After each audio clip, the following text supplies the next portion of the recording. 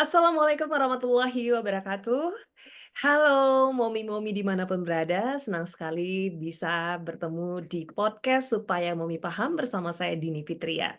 Dan ini merupakan podcast perdana dari program Supaya Momi Paham yang membahas informasi viral dan penting, tujuannya supaya Momi paham.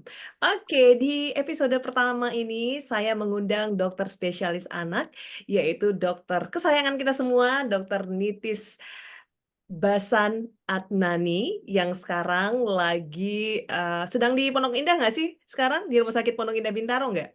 Lagi di sekitar rumah sakit, betul. Oke, nah dokter ini memang dokter yang praktek di RSPI Bintaro. Jadi kalau misalnya ada yang nonton, "Eh itu kan dokter Nitis, dokter anak saya," gitu. Oke Dok, kita, di episode ini akan membahas tentang soal yang lagi hot banget nih Dok, di kalangan ibu-ibu terutama, karena berkaitan dengan anak, yaitu tentang, informasi yang mengatakan banyak banget sekarang anak-anak kecil yang sudah cuci darah gara-gara penyakit ginjal. Ini menjadi kekhawatiran bagi momi-momi di rumah, "Loh, apa yang salah nih?" Gitu. "Kok bisa? Apa ada hubungannya dengan makanan dan sebagainya?" Nah, ini akan kita bahas hari ini, Dok. Dokter sendiri mendengar nggak sih tentang isu itu? Iya, saya sempat melihat kalau nggak salah di berita memang banyak diulas ya. Terus juga kalau nggak salah awalnya itu ada salah satu influencer yang mungkin posting tentang ini di salah satu sosial media. Hmm. Tapi kalau boleh meluruskan, mungkin kita nggak bilang bahwa insidensnya meningkat dengan cepat. Jadi kita Mhm. nggak bilang bahwa tiba-tiba ada banyak sekali anak-anak yang mengalami gagal ginjal atau istilah yang lebih tepat mungkin penyakit ginjal kronik. Jadi Oke. kalau dari segi peningkatan angka kejadian sih nggak ada yang cepat meningkat gitu, tidak ya. Jadi meningkatnya seperti prevalensi yang sebelum-sebelumnya. Tapi kebetulan memang waktu itu kalau nggak salah postingnya itu di salah satu rumah sakit pusat rujukan nasional di Indonesia. Jadi karena memang center tersebut adalah rumah sakit tersier, terus semua pasien-pasien yang memang membutuhkan layanan cuci darah akan dirujuk ke sana. Jadi mungkin kesannya seperti banyak sekali anak-anak yang sedang menjalani hemodialisis ya atau cuci darah di rumah sakit tersier tersebut.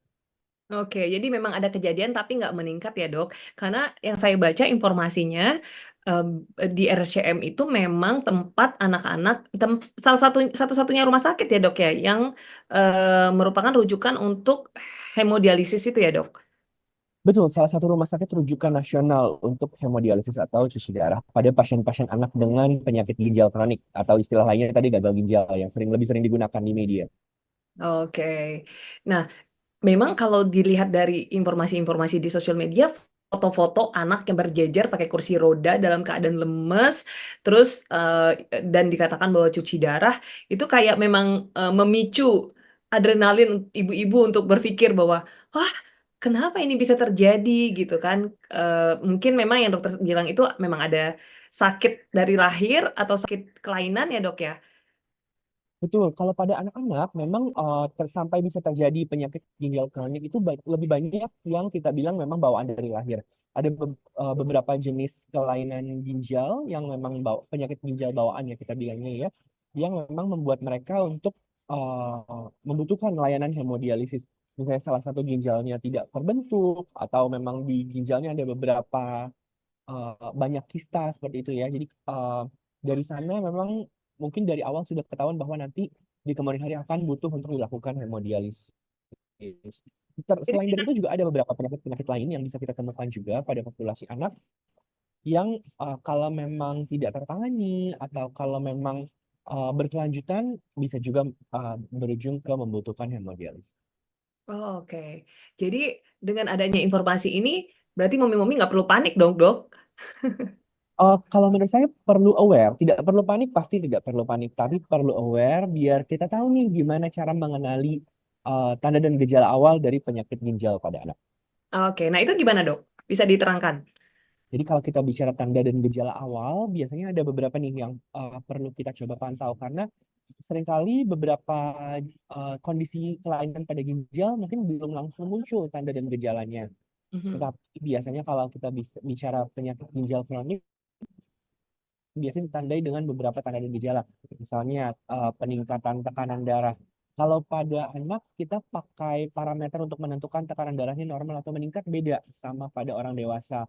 Kalau pada Mhm. orang dewasa kan memang ada patokan yang fix, tekanan darah sistolik di atas sekian, dan diastolik di atas sekian, itu kita sudah bisa bilang sebagai hipertensi. Tapi kalau pada anak, nanti kita sesuaikan lagi berdasarkan jenis kelamin dan tinggi badan. Itu ada parameter-parameter yang tersendiri. Selain dari tekanan darah yang meningkat, tidak jarang juga ada keluhan-keluhan lain yang juga ikut menyertai. Misalnya seperti bengkak di bagian-bagian tubuh tertentu atau seluruh tubuh. Kemudian juga mual atau muntah yang berulang. Kemudian juga bisa aja penurunan volume urin atau peningkatan kepekatan warna urin. Dan itu pun dari tanda dan gejala pasti perlu dikonfirmasi lagi ya dengan pemeriksaan laboratorium. Terkadang Mhm. pemeriksaan pencitraan ginjal untuk melihat bentuk anatomi dari ginjalnya.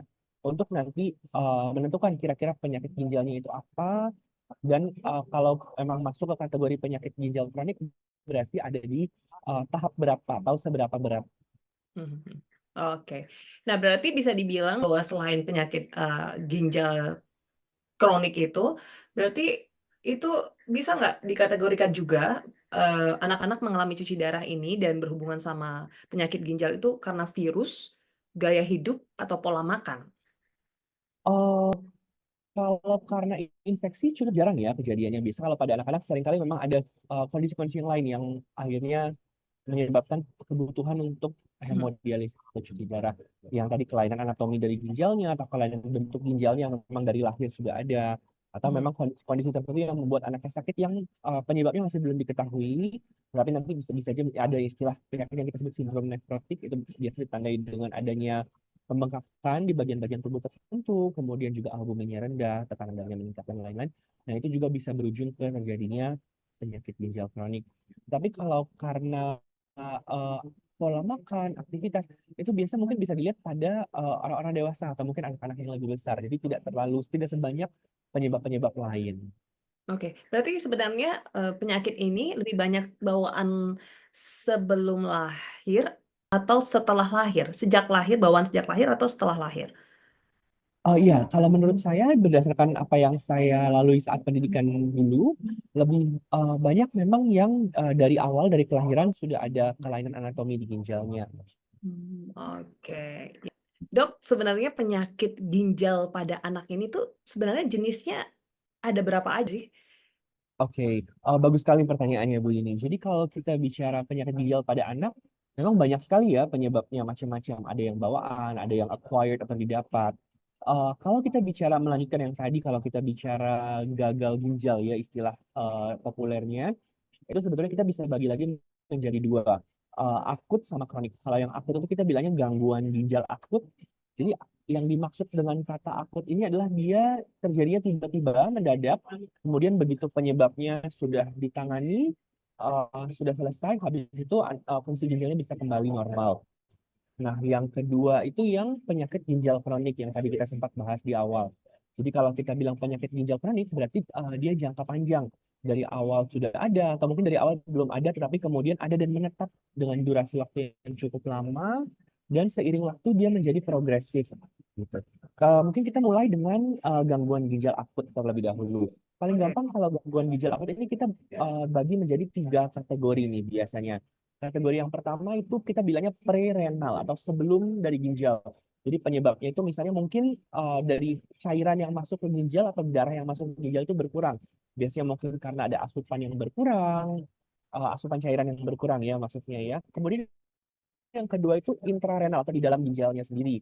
Ini biasanya kalau memang ada konsumsi obat-obatan tertentu dengan dosis yang tinggi, kemudian ada memang kelainan dari ginjalnya itu sendiri ya, sel-sel ginjalnya yang rusak yang menyebabkan ginjalnya tidak bisa menjalankan fungsi yang seharusnya. Kemudian yang ketiga itu postrenal atau setelah dari ginjal, jadi di saluran kemih yang berikutnya di ureter. Ureter itu saluran yang menghubungkan ginjal sama kandung kemih. Kemudian di kandung kemihnya sendiri atau di ureteranya sendiri biasanya kalau ada batu ginjal atau sumbatan atau bentuk anatomi dari saluran-saluran yang tadi tidak normal gitu.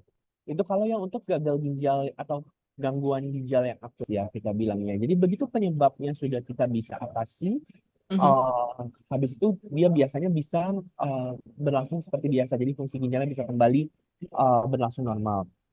Nah, kalau kita bicara penyakit ginjal kronik, seperti yang tadi kita bahas, dia biasanya berlangsungnya durasinya progresif. Jadi baik dari awal kelahiran sudah ada, maupun seiring waktu dia tiba-tiba jadi penyakit ginjal kronik, seiring waktu dia akan progresif. Jadi semakin lama dia akan semakin naik tahapnya. Sampai nanti di ujung, kalau memang stadiumnya sudah lanjut, kita bilangnya butuh uh, dilakukan hemodialisis atau cuci darah. Gitu. Jadi Oh, tidak semua anak dengan kelainan ginjal akan menjalani cuci darah ya. Pastinya anak-anak yang membutuhkan untuk dilakukan jalan cuci darah itu yang fungsi ginjalnya sudah berkurang sekian persen sampai di bawah 15%, akhirnya dia akan butuh untuk dilakukan. oke, oke. Nah, kalau penyakit ginjal pada anak ini sebenarnya lebih gampang diobatin atau bagaimana, Dok, sebenarnya? Maksudnya bagaimana? Lebih gampang diobatin? Dibandingkan kan penyakit ginjal pada dewasa kan sama seperti ada hemodialisis juga gitu kan. Tapi, butuh, banyak waktu, butuh banyak pengobatan. Nah, apakah pada anak-anak juga mengalami hal di mana, anak-anak ini juga harus selama hidupnya cuci darah atau memang itu hanya pada saat pengobatan saja atau bagaimana, Dok? Nah, itu juga kembali lagi ke penyebabnya. Kalau dia penyebabnya penyebab yang akut, biasanya cuci darahnya tidak periode tidak sepanjang hidup, jadi tidak seumur hidup. Kalau memang dilihat seiring waktu sudah perbaikan, biasa nggak dilanjutkan. Mhm, Tapi mhm. kalau memang penyakit ginjal kronik dan tergantung dari penyebab yang mendasarinya lagi ya. Kalau Mhm. memang dia suatu kondisi yang memang membutuhkan untuk rutin cuci darah sampai seumur hidup, biasa berarti harus seumur hidup dilakukannya. Jadi memang tergantung dari underlying cause-nya. Jadi penyakit ginjal yang mendasari sebelum kita tentukan si kondisi gagal ginjalnya, apakah gagal ginjal akut atau penyakit ginjal kronik. Berarti kalau penyembuhan atau terapi dari 2 jenis penyakit ini berarti memang berbeda ya, Dok, ya? Iya, pastinya. Kalau dia akut kan begitu kita atasi penyebabnya dan kemudian tidak berulang kembali, dia nggak butuh lifelong. Oke. Nah, supaya Momi paham nih, Dok, Mhm. karena memang sempat terjadi kepanikan dengan headline-headline berita tentang cuci darah dan penyakit ginjal pada anak ini, kira-kira apa sih yang harus dilakukan supaya, kita bisa aware yang tadi dokter bilang itu terhadap, anak-anak kita supaya tidak sampai mengalami hal demikian? Oke, bagus sekali pertanyaannya. Menurut saya, yang pertama kita bisa memastikan anak kita mengonsumsi volume cairan dalam jumlah yang cukup. Jadi air putih dalam jumlah yang cukup. Ini bisa didiskusikan dengan dokter anak masing-masing untuk usia saat ini, berat badan saat ini. Kira-kira dalam sehari anak saya butuh asupan air putih berapa ya dok? Gitu. Nanti kan seiring waktu dia pasti akan meningkat. Kemudian yang kedua kita harus selalu make sure apa yang kita konsumsi itu sehat. Jadi tentunya jangan terlalu banyak mengonsumsi yang berlebihan ini, yang berlebihan itu. Karena kalau kita semua sudah sering dengar, apapun yang berlebihan itu pasti tidak bagus ya.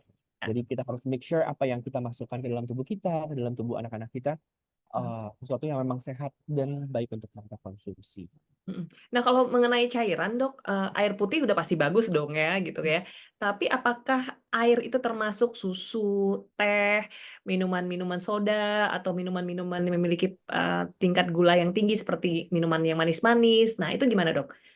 Nah, ini mungkin kita agak sedikit menyimpang ya berarti dari topik yang tadi. Jadi kalau kita bicara cairan, memang yang paling bagus itu air putih pastinya, ya, air mineral yang kita konsumsi sehari-hari.